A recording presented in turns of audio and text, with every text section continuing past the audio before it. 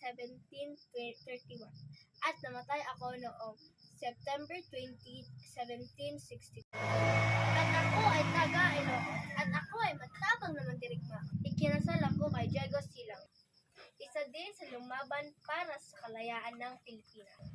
Nung siyang pinaslang pa ako na ipaghiganti ang kanyang kamatayan at ipagpatuloy ko ang kanyang laban.